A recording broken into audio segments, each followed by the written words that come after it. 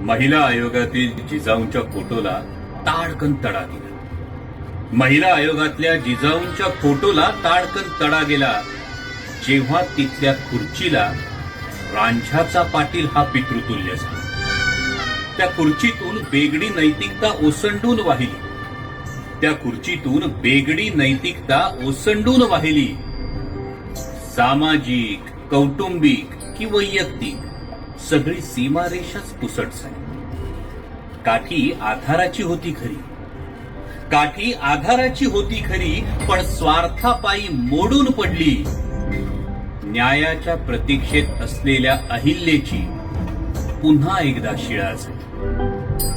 सावित्रीची लेक जेव्हा भोंदू पावलांवर वाकली, सावित्रीची लेक जेव्हा भोंदू पावलांवर वाकली, गुलामगिरी, सार्वजनिक सत्यधर्म, साऱ्या अक्षरधनाची अक्षरशः होळी झाली. अक्षरशः होळी झाली.